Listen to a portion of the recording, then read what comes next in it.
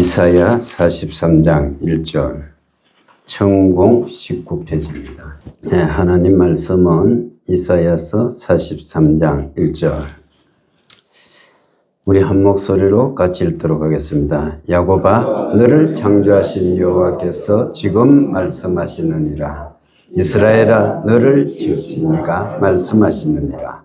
너는 두려워하지 말라. 내가 너를 구속하였고 내가 너를 지명하여 불렀나니 너는 내 것이라. 아멘.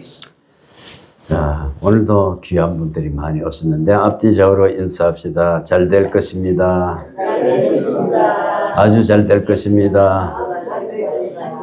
우리에게 소망이 있습니다.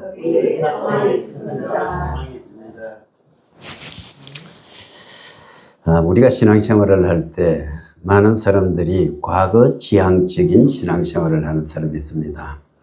그래서 예전에 나도 이렇게 했는데, 이전에 나는 이런 은혜들을 받았는데, 은사들을 받았는데, 이렇게 계속적으로 지나간 날의 추억을 우리는 먹고 사는 사람, 그런 사람이 있어요.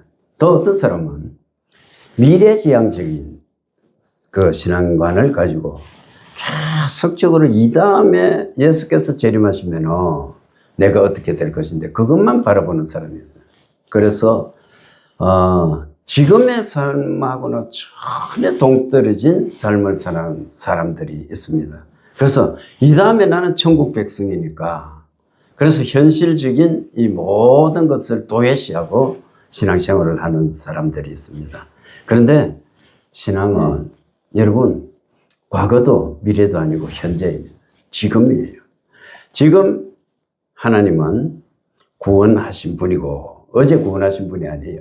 지금 하나님께서 우리와 함께 하시고 우리를 구속해 주신 분이고 또 내일 소망을 주시긴 하지만은 그것보다 무엇보다 지금 우리와 함께 하시는 하나님, 즉 예배를 드려도 우리가 이 자리에서 하나님께서 이 자리에 임재하시고 계시다는 것을 의식하며 예배드리는 것이 그만큼 중요한 거고, 하나님이 내가 어디로 가든지 나를 붙들고 계시다는 이 확신 속에서 삶을 사는 것이 얼마나 중요한지 우리가 생각해 볼 필요가 있습니다.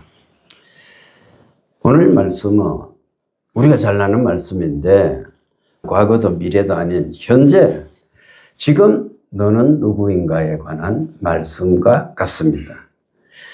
오늘 본문을 보면 야곱아 너를 창조하신 여호와께서 지금 말씀하시느니라. 언제 말씀하세요? 지금 말씀하시는 거예요. 이스라엘아 너를 지으신 이가 말씀하시느니라. 너는 두려워하지 말라. 내가 너를 구속하였고 내가 너를 지명하여 불렀나니 너는 내 것이라. 이렇게 말씀을 하고 있습니다.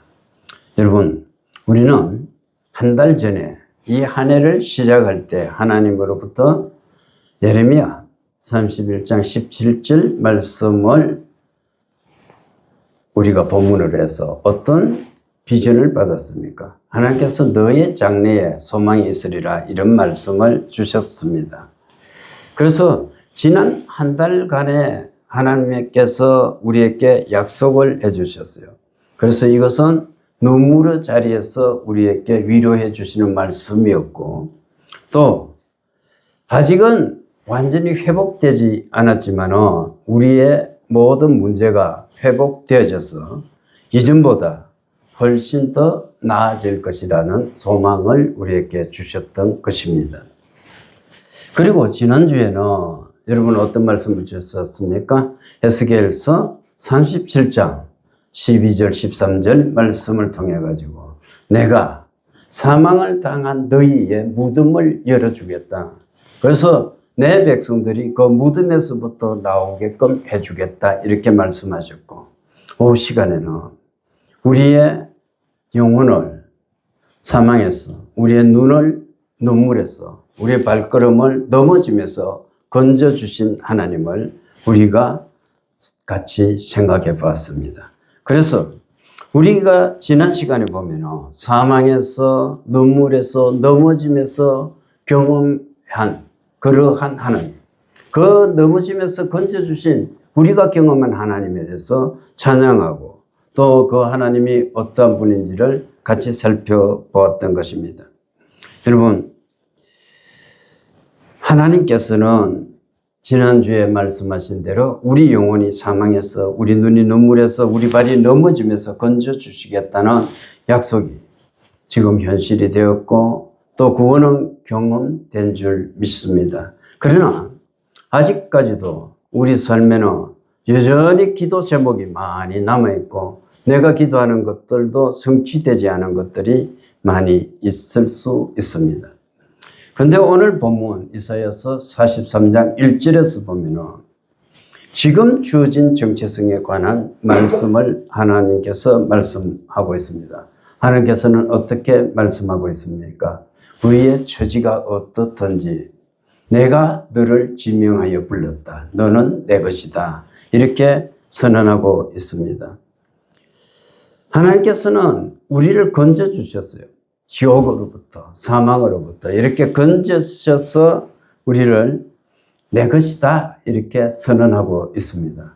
이것이 여러분 은혜입니다. 이것보다 더 큰 은혜는 없어요. 위로가 되는 말씀도 없습니다. 그렇지 않습니까? 우리가 이 땅에서 삶을 살 때 좀 평탄한 길을 걸어서 삶을 살았다 치더라도 결국 마지막에 가서 우리가 지옥불에 들어가게 된다면 그것이 우리에게 어떤 의미가 있습니까? 무슨 소용이 있습니까? 아무런 소용이 없지 않습니까? 그런데 하나님께서는 이렇게 말씀하고 있습니다. 내가 완전히 너희들을 지명해가지고 불러주셨고 그리고 건져주셨다. 너는 내 것이다. 이렇게 선언합니다. 에베소서 1장에 보면 이 말씀은 창세 전부터 우리 이름을 하나님께서 기억하셔가지고 선택해 주셨다는 겁니다. 저와 여러분이 이 자리에 와서 예배 드리는 것이 그저 된 일이 아니고 전능하신 하나님께서 우리의 이름들을 생명책에 기록해 놓고 창세 전에 이 세상을 지으시기 전에 구원받을 백성으로 지정해 주셨던 겁니다. 그것을 우리가 깨달아야 됩니다. 감사해야 되는 것입니다. 그리고 때가 되어서 그리스도 예수를 보내셔서 예수 그리스도를 말미암아 우리를 구속해 주셨습니다. 그리고 오늘날은 성령 하나님께서 우리에게 어때요? 그 놀라운 은혜로 덮으셔가지고 우리의 걸음을 동행해 주시고 인도해 주시는 줄 믿으시기 바랍니다. 그래서 우리가 이 하나님의 부르심을 받은 우리의 삶이라는 것은 결과적으로 은혜의 삶이고 우리의 한 걸음 한 걸음은 은혜의 걸음을 걸어가는 것이다. 따라서 우리 인생이라는 것은 감사하며 살아야 된다 생각할 수가 있습니다. 여러분, 오늘 하나님께서는 어떻게 말씀하십니까? 창조하신 하나님, 우리를 지으신 하나님께서 말씀하시는 겁니다. 우리를 지으신 하나님께서는 우리의 전부를 알고 계시는 분이다. 여러분 그렇지 않습니까? 우리는 내가 소유하고 있는 많은 물건들이 있지만 내가 직접 그것을 만들었지 않았기 때문에 그 물건들의 특성들에 대해서 잘 모릅니다. 그저 설명서를 가지고 사용만 할 줄 아는데 그것이 고장났다든지 또는 오래되었다든지 그렇게 될 때 우리는 그 물건을 고칠 줄을 몰라요. 그래서 버리기도 하고 서비스 센터에 우리가 수리를 요구하기도 합니다. 그런데 우리 하나님은 우리 한 사람 한 사람에 대해서 직접 지으셨다고 말씀하시는 것입니다. 우리 하나님이 우리를 지으셨다면 여러분 우리의 모든 것을 알고 계시는 분이 우리 하나님이고 따라서 우리 인생은 내 모든 것을 알고 계시는 그 하나님께 의뢰하고 어떻게해서 삶을 살아야 될 줄 믿습니다. 이 하나님의 은혜의 시작이라는 것은 창조 때부터 우리를 지명해서 불러주신 것이다 이렇게 생각할 수가 있습니다. 오늘 하나님께서 말씀하십니다. 야곱아 너를 창조하신 이가 말한다 이렇게 말씀하고 있어요. 야곱은 우연히 선택된 사람이 아닙니다. 여러분 하나님은 그의 이름을 알고 계셨고 그의 인생을 계획하고 계셨습니다. 야곱이 우리가 창세기에서 잘 알다시피 이 리브가가 야곱을 잉태했을 때 보십시오. 너무 뱃속에서 이 쌍둥이가 있는데 싸움을 하는 거라. 너무 괴로워서 기도를 하니까 네 뱃속에 지금 두 민족이 있는데 큰 자가 작은 자를 섬기리라 이렇게 말씀하고 있지 않습니까? 그때부터 야곱은 처음부터 하나님의 은혜를 받아서 태어나자마자부터 둘째로 태어났지만 첫째가 되는 그러한 복락을 받아 누렸던 것입니다. 여러분, 이것은 인간의 결단이 아니고 하나님의 온전한 주권에 속한 것입니다. 우리가 하나님을 찾기 전에 하나님은 이미 우리를 부르고 계셨다는 것, 이것을 우리가 기억해야 되는 것입니다. 여러분, 저는 많은 사람들을 여기서 만납니다. 어떤 사람은 보면은요, 여기까지 따라오는 거예요. 몸이 아파서 왔는데 보호자로 따라왔는데 문 밖에서 돌면서 결단코 여기 오지 못하는 사람이 있어요. 안 들어와. 교만해서 그렇죠. 만약에 어떤 사람이 자기 아는 사람이 아파서 여기까지 왔다면 만약에 신이 없다고 생각하더라도 낯선 목사가 그 사람을 위해서 손을 얹고 기도한다는데 나도 가서 신이 있는지 없는지 모르지만 같이 내가 기도하는 마음은 있어야지. 그것이 근본적인 생각이어야 됩니다. 그렇지 않습니까? 그죠? 내가 하나님은 믿지 않지만 내가 내 아내를 위해서, 내 남편을 위해서, 내 자녀를 위해서, 내 형제를 위해서 따라왔으니까 같이 나도 한 줄 기도를 보태야 되겠다. 지극히 당연한 겁니다. 그런데 그것을 하지 못하는 사람은 개방적이지 못하고 닫혀있는 사람이고 하나님에 대해서 완악한 사람이다. 이렇게 정의할 수가 있습니다. 또 어떤 사람은 이 예배당에 들어와요. 들어왔는데 뭘 하느냐 묻는 거예요. 그래서 내가 기도하는 사람이다. 그러니까 나는 기도해 준다. 하나님의 이름으로 당신이 아픈 그 부위에 손을 얹고 기도할 거다. 이야기를 하니까 가자는 거야. 여기 앉아 있다가 가자. 그래 따라온 친구와 부인이 전부 다 권장을 하는 거예요. 왜 가자 하느냐. 이까지 왔는데 기도 좀 받고 가자 하니까 아니야 기도한다 하니까 기도 그걸 뭐 받아 가자 일어서서 가는 겁니다. 여러분 그런 사람도 있어요. 또 어떤 사람은 여기 와서 기도를 한두 번 받았는데 다음에 어떻게 됐냐 하면 안 온다는 거예요. 죽어도 그 교회는 못 가. 나는 안 가. 그 교회는 목사가 너무 무서워서 나는 안 가. 그래서 그런 사람들도 있었습니다. 그런 사람들은 전부 귀신 들린 사람들이었습니다. 그래서 다시는 오고 싶어도 못 오는 사람들이 있는 거예요. 여러분, 우리가 하나님 앞에 나온다는 거, 이것은 은혜입니다. 내가 오고 싶어서 오는 것이 아니고요. 처음에는 나도 예수님을 믿을 때 그랬어요. 나는 누구의 전도를 받아서 내가 교회 나간 것이 아니고 내 스스로 결정해가지고 교회에 나갔다 이렇게 생각을 했거든요. 그래서 한동안 그렇게 생각했습니다. 자부심이 대단했어요. 당신들은 전도 받아서 나왔지 나는 내 스스로 택해서 나온 거야 이렇게 생각하며 살았습니다. 그런데 세월이 한참 지나가면서 제가 깨닫게 되는 겁니다. 아니야. 그래도 내가 스스로 교회당에 발을 디뎠지만 거기도 하나님께서 간섭하셔가지고 나를 미리 작정하시고 불러주신 것을 내가 깨닫게 되었던 것입니다.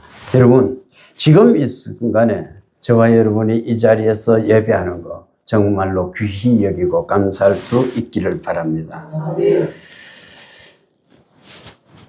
여러분, 야곱의 구속을 한번 생각해 보십시다.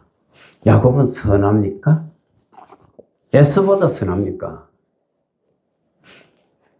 우리 성경을 읽어가면서 우리 야곱의 모습을 보십시오. 야곱이 에서보다 선한 구석이 있습니까? 전혀 없어요.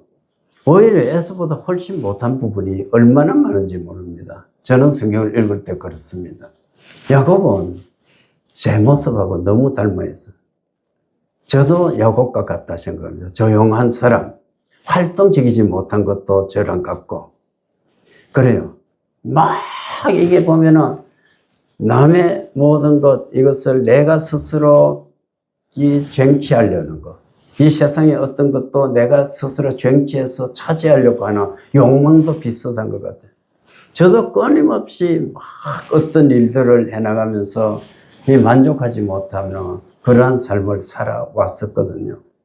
그래서 정말로 이 세상에서 몸부림치면서 막 모든 것을 이루어보려고 노력했던 적이 있었습니다. 야곱은 그뿐 아니고 어떻습니까? 속였습니다. 그리고 도망쳤습니다. 그리고 두려움 속에서 살았던 사람입니다. 여러분, 이 야곱의 거짓된 행위, 그리고 도망치는 모습, 비겁한 것, 엄중한 것, 전부 다 닮아 있는 거예요. 제 모습하고. 여러분들은 어떤지 모르겠습니다. 내 자신의 모습은 그래요.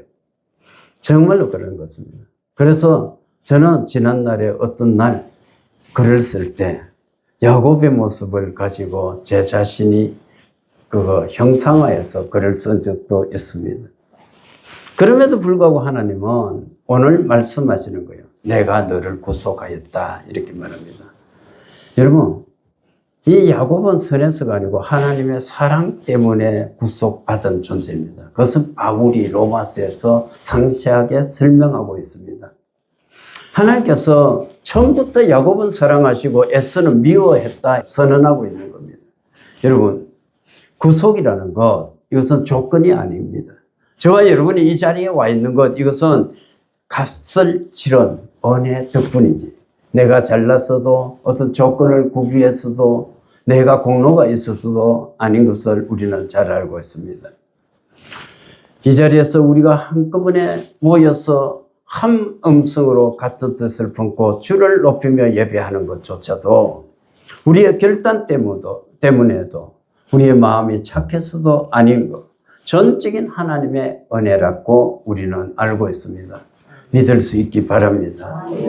여러분, 우리가 하나님 앞에 나올 때는 우리의 자격이나 공로가 없습니다. 우리가 십자가를 향해서 나갈 때 우리에게 발견되는 것은 뭡니까? 더욱더 큰 죄악만 발견될 뿐이에요.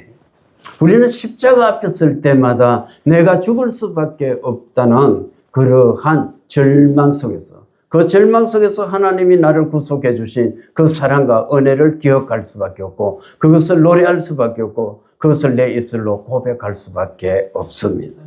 여러분, 정말로 우리는 감사할 수 있는 그러한 삶을 살 수 있기를 바랍니다. 하나님께서는 정말로 지명하여 부르셨어, 우리를. 어떻게 불러주셨는지 생각해 보면 너무나 감사하는 거예요. 1절에 계속 제 이야기를 계속 들려드립니다만 오늘도 또 제 이야기를 합니다. 1972년도 17살 때 저는 아버지가 돌아가셨습니다. 그 당시 우리 가정은 유교를 바탕으로 한 가정이었습니다. 3년 상을 내었어요. 그때 둘째 누님이 25살이었습니다. 그 당시에 보면 결혼 적령기가 22살 정도였습니다. 여성일 경우에. 그런데 25된 아가씨가 3년 상을 내고 나니까 28살이 되었습니다. 그래서 그런지 누나가 아팠던 거예요. 아픈 겁니다. 그 당시 병원 시설이라는 것이 별로 지금처럼 이렇지 못했지 않았습니까? 합천에 병원이 딱 하나 있었는데 거기도 갈 형편이 많이 안 되는 거야. 그리고 그 당시에 보편적인 어술이라는 것이 이 양의보다는 그래도 한의에 의존하는 경향들이 많았습니다. 그래서 여기저기 약을 좋다는 것을 쓰기도 하고 또 한약을 지어다 먹기도 하고 그랬는데 별로 차이도가 없었습니다. 어느 날 어머니께서 구슬하기 시작했습니다. 이 집에 지금 위에 있는 저기가 우리 본가였는데 저기서 구슬하는 거예요. 어린 저도 그것을 생생하게 보는 겁니다. 그런데 이 점쟁이가 막 구슬하는 거예요. 구슬 한참 하더만도 나중에 어떻게 말하냐. 그 당시 보면 죽은 딸들이 많았잖아요. 아들들이 있었잖아요. 형제들. 그래서 죽은 그 여자 형제가 거기에 붙었다는 거예요. 그러면서 자기가 이야기를 하는 겁니다. 엄마, 나 이제 가면 다시 오지 않을게 이야기를 하는 거예요. 그러면서 이 점장이가 막 뭘 싸더니만 막 달려가는 거야. 그래서 참 한 10분 있으니까 샥샥거리면서 다시 돌아오는 거야. 따라와서 이 청마루에 앉으면서 아이고 어쩌고 다시 또 왔다 그러는 겁니다. 그러면서 또 손을 이렇게 짚어가지고 며칠 날 굿을 다시 하자는 겁니다. 그래 또 했어요. 똑같은 현상이 반복되는 겁니다. 3번을 했습니다. 3번을 하고 났는데 똑같은 거예요. 여전히 몸은 아팠고 이 차도가 없는 겁니다. 그런 가운데 가을이 되었습니다. 가을날 누나는 아팠고 엄마하고 저하고 옛날에 탈곡기 있잖아요. 발로 밟아서 하던 거. 그것을 가지고 나락을 이렇게 타작하고 있는 거예요. 근데 그 점장이가 동네 사람이었어. 우리 동네 사람이었는데 찾아온 거예요. 찾아와서 엄마를 부릅니다. 찾습니다. 그걸 부르니까 왜 이렇게 물으니까 우리 누님 이름을 부르면서 이 병은 굿에서 나을 병이 아니야. 저 신평에 가면 여기서 한 5리쯤 떨어져서 교회가 하나 있는데 그 교회당에 가라는 겁니다. 여러분 제가 이 이야기를 하고 있는 것은 무슨 이야기를 하느냐. 우리 가정이 복음화되는 것 다는 안 됐지만 제가 예수를 믿게 된 것 그 누님을 통해서 결국 이렇게 복음을 알게 됐거든요. 하나님께서는 지명하여 부를 때 어떻습니까? 무당을 통해서도 자기 백성들을 불러주신 하나님이라는 것을 지금 깨닫게 된 것입니다. 그 당시는 저는 몰랐어요. 그 당시는 몰랐지만은 지금 생각해 보면은 하나님께서는 우리가 이 골짜기에서 정말로 70년대에 이 복음을 들을 수 없는 여건에 있던 이 동네였습니다. 우리 동네는 일종만이 거의 생활했습니다. 어쩌다가 성이 다른 분들이 몇 분 계셨는데 한 너댓 집이 있었는데 그분들조차도 어떤 분이냐 전부 외척간이었습니다. 다른 사람들이 이 동네에 들어오지를 못했어요. 안 살았습니다. 그래서 딱 단일시적으로 우리가 사는 가운데서 그리고 유교적인 전통이 너무나 깊게 배어 있는 그러한 삶 속에서 예수를 믿는다는 것 이것은 정말로 죽음을 각오하는 것과 같았거든요. 그렇게 우리가 예수를 믿게 되었습니다. 저는 그랬어요. 저도 예수님을 나중에 믿고 나서 저 위에 있는 제실에도 몇 번 불려갔습니다. 동네 사람들을 불러가지고 이렇게 전부 제실에 일을 하게 됐는데 저는 예수님을 믿으니까 일을 면제시키는 거야. 그 노인들이 너는 일하지 마라. 일하지 말고 이리 들어오느라 방에 들어갔습니다. 방에 들어가니까 어떻게 했느냐 하면 야 네가 왜 예수를 믿느냐고 이걸 가지고 토론을 하는 거야. 따지는 거야. 저는 아직 20살도 안 됐는데 그런데 왜 예수를 믿느냐고 막 핍박을 했던 것을 생각해 봅니다. 여러분 하나님은 때가 되면은 어떠한 방식 어떠한 수단과 방법을 가리지 않고 하나님께서는 자기 백성을 불러내 주시는 겁니다. 여러분 오늘 이 자리에 있는 것이 은혜다. 하나님께서 지명해서 불러주신 거다. 하나님께서는 결국 고르는 거예요. 거르는 겁니다. 거르는 것. 이 세상의 사람들 중에서 알곡과 죽정이를 거르고 있고 이 세상의 많은 사람 중에서 하나님의 백성과 사탄의 백성을 거르는 과정을 지금 거치고 있는 겁니다. 여러분 그 과정 속에서 내가 하나님의 백성으로 부름을 받았다는 것이 얼마나 큰 은혜인지를 우리가 생각해 봐야 되는 것입니다. 창세기 7장 1절에 보면 노아에게 하나님께서 말씀하시는 거예요. 너는 네 가족을 데리고 방주 안에 들어가라 말씀하셨거든요. 방주 안에 뭐가 있습니까? 구원이 있습니다. 방주 밖은 심판이 있는 겁니다. 방주는 여러분 교회를 상징하고 있습니다. 방주 안에 있는 영혼이 살아남는 겁니다. 하나님 안에 있는 영혼이 살아남는 것입니다. 여러분 아직 우리가 예수님을 실제적으로 잘 모를 수도 있습니다. 아직 마음속에 완전히 예수님을 믿지 못하는 분도 있을 수가 있습니다. 우리가 주의를 지키고 같이 예배는 하지만 정말로 내가 예수 그리스도를 나의 구주로 영접하지 못한 분들도 있을 수 있습니다.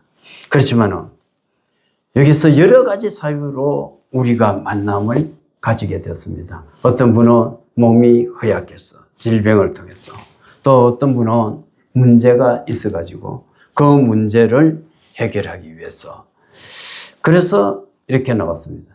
방법이나 이유야 어떠하든지 하나님께서 지금 나를 부르고 계시고 내가 믿을 수 있는 이 절호의 찬스, 기회는 오늘임을 믿을 수 있기 바랍니다. 그래서 우리가 정말로 하나님을 내 구주로 영접해서 내 인생이 바뀌어야 됩니다. 하나님께 나오는 자들, 여러분 정말로 감사한 삶을 사는 겁니다. 하나님께서는 어떻게 말씀하고 있습니까? 두려워하지 말라 말씀하고 있습니다. 이 두려워하지 않는다는 것은 구속된 백성의 삶입니다. 여러분, 구속된 뒤 곧바로 이렇게 말씀하십니다. 하나님께서는 두려워하지 말라. 이 말 앞에 뭐가 있습니까? 그러므로. 이 생략되어 있는 거야. 하나님께서 말씀하시는데 너는 두려워하지 말라. 그 앞에 뭐가 있습니까? 그러므로. 왜냐하면 내가 너를 택했고 지명해서 불렀으니까, 내가 지었으니까 이 말씀이 함축되어 있는 거예요. 그러니까 두려워하지 마라. 두려움이 왜 옵니까, 여러분? 두려움이 오는 까닭은 불신 때문에 옵니다. 믿지 않기 때문에 왔습니다. 여러분, 우리가 두려워하지 말아야 될 이유는 너무나 단순한 것입니다. 왜 그렇습니까? 이미 구속받았기 때문입니다. 상황이 좋았어가 아닙니다. 믿음이 강했어도 아닙니다. 하나님이 값을 치러 주셨기 때문에 그렇습니다. 저는 어릴 적에 초등학교 때 몇 학년인지 모르지만 그 교과서에 실렸던 한 문장, 그것을 아직까지도 외우고 있고 잊지 못합니다. 그것은 젊은 시절의 습가라는 제목의 글이었습니다. 그 첫 문장은 이렇게 됐습니다. 꽃은 피어도 곧 지고 사람은 나서 이윽고 죽는다. 삶과 죽음의 생각을 버리며 쓸데없는 욕심이나 두려움이 사라진다. 이렇게 시작하고 있습니다. 그런데 그것이 많은 시간 동안 저를 정말로 아무 생각 없는 가운데 두려워할 필요도 없고 염려할 필요도 없고 그렇게 살아가게끔 이끌었던 것은 분명합니다. 그런데 성경은 요한복음 11장 25절 26절에서 이렇게 말씀합니다. 예수님께서 나사로의 집에 갔어요. 나사로가 무덤 속에 있은 지 나흘 됐습니다. 나사로의 그 누이들 마리아와 마르다는 울고 불고 난리가 났습니다. 주께서 여기 계셨더라면 내 오라버니가 죽지 않았을 것인데, 이렇게 한탄하며 울고 있습니다. 그때 예수님께서 말씀하시는 것입니다. 나는 부활이요 생명이니 나를 믿는 자는 죽어도 살겠고 무릇 살아서 나를 믿는 자는 영원히 죽지 아니하리니 네가 이것을 믿느냐. 마르다에게 그렇게 말씀하고 있습니다. 여러분, 불교처럼 우리가 정말 모든 것이 허무하다 생각하고 모든 것을 잊고 살아가는 것도 고통을 잠시 잊을 수 있는 방편은 됩니다. 그렇지만 그것이 우리의 근본적인 문제를 해결할 수는 없습니다. 그리스도 예수께 나와야 됩니다. 예수께서는 이렇게 말씀하시고 계시지 않습니까? 내가 부활이다. 내가 생명이다. 그리고 내가 내 모든 문제를 해결해 주겠다 말씀하고 있습니다. 여러분, 예수님을 믿는 우리들, 이제는 새 생명을 얻은 우리는 아무것도 염려하지 말고 다만 모든 일에 기도와 간구로 너희 구할 것을 감사함으로 하나님께 아뢰라. 이렇게 말씀하고 있습니다. 그렇게 말하면 우리가 아뢰기만 하면 모든 지각에 뛰어나신 하나님께서 그리스도 예수 안에서 평강으로 우리를 지켜주는 거예요. 우리의 생각과 마음을 지켜주실 것이라고 빌립보서에서 우리에게 말씀하고 있습니다. 구속받은 우리에게 하나님께서 또 하나 이야기하고 있습니다. 말씀하고 있는 것은 너는 내 것이다. 이렇게 말합니다. 두려워하지 않아야 될 이유. 우리가 그것은 뭐냐? 너는 내 것이라는 이 선언 때문에 그렇습니다. 이 말씀은 우리가 주인 있는 인생을 사는 그러한 말씀이에요. 우리는 버려진 족속이 아니에요. 버려진 것이 아니고 어떻게 주인이 있다는 겁니다. 소속이 하늘나라고, 신분이 하나님의 아들이라는 것입니다. 그래서 인생이 흔들려도 버려지지 않고 실패해도 포기되지 않습니다. 여러분, 우리는 그런 은혜 속에서 삶을 살아가는 거예요. 에스겔 16장에 보면은 이 에스겔을 통해서 하나님께서 말씀하시는데 이스라엘 족속을 어떻게 말씀하고 있느냐? 너는 피투성이라도 살아남아라 말씀하고 있습니다. 네가 태어날 때 보면 물에 씻지도 않았고 누가 돌봐주는 일도 없었고 피투성인 채 길가에 버려졌는데 내가 너를 거두어 가지고 정말로 씻겼고 키웠고 시집을 보낼 정도로 그렇게 길렀다 이렇게 말씀하고 있는 것입니다. 여러분, 우리는 그래요. 이 세상 삶을 살 때 어려움이 있을 수 있습니다. 실패할 수도 있습니다. 그러나 이 말씀을 기억해야 되는 거예요. 하나님께서 나를 지명하여 불렀고 나를 내 것이라고 하나님께서 소유를 선언하고 계시는 것입니다.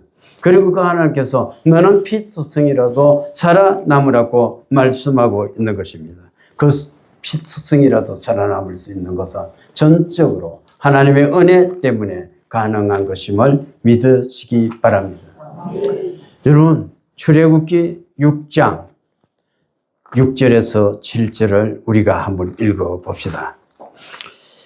출애굽기 6장 6절에서 7절은 이렇게 기록하고 있습니다. 그러므로 이스라엘 자손에게 말하기를 나는 여호와라 내가 애굽 사람의 무거운 짐 밑에서 너희를 빼내며 그들의 노역에서 너희를 건지며 편팔과 여러 큰 심판들로서 너희를 속량하여 너희를 내 백성으로 삼고 나는 너희의 하나님이 되리니 나는 애굽 사람의 무거운 짐 밑에서 너희를 빼낸 너희의 하나님 여호와인 줄 너희가 알지라 이렇게 말합니다. 우리를 불러주신 하나님, 지명하여 불러신 하나님, 그 하나님께서 결과적으로 우리를 내 것이라 선언한 것은 신약에 와서 베드로의 입술을 통해서 고백한 것 같이 우리가 어떤 사람으로 부름을 받았습니까? 우리는 택하신 족속 왕 같은 제사장 그리고 하나님의 소유된 백성인데 어디에서? 거룩한 나라에서. 이 네 가지. 우리를 부르신 목적이 뭐냐? 구속받은 백성으로 삶을 살아가게끔 하는 것이고 그 구속받은 백성이라는 것은 이 세상의 것하고 비교할 수가 없는 거예요. 우리를 택하셨는데 왕 같은 제사장으로 불러주셨고 이 하나님 나라 거룩한 나라에 그 백성으로 우리를 삼아 주셨다는 것입니다. 감격스럽지 않습니까? 우리 감사할 수 있지 않습니까? 이것 하나만으로도 우리는 정말로 환희에 차서 노래할 수 있지 않습니까? 여러분 두려우십니까? 근심이 있습니까? 문제가 있습니까? 몸이 아픕니까? 하나님을 의지하십시오. 오늘 이 말씀을 붙으십시오. 야곱아, 내가 창세 전에 너를 지명해서 너를 내가 구속했어. 창조했고 구속했고 지명해서 불렀어. 그래서 너는 두려워할 필요 없어. 너는 내 것이기 때문에 그래.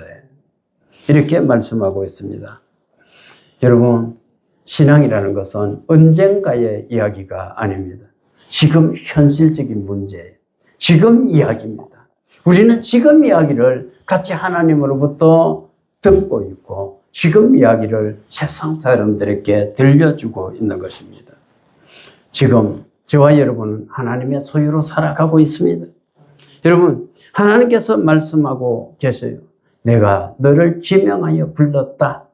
너는 세상에 들어가서 세상 문화에 빠져가지고 세상과 함께 죽을 존재가 아니야. 그 속에서 나는 너를 불렀다. 이렇게 말합니다. 그리고 너를 구속하였으니까 너는 앞으로 두려워하지 말아라. 나를 믿고 살아라. 이렇게 말씀하고 있습니다. 여러분, 이 한 주간도 이 은혜를 기억하며 삽시다. 하나님, 그 귀한 세월을 다 버리고 나를 이렇게 불러주셨군요. 나를 지명하여 불러주셨습니까?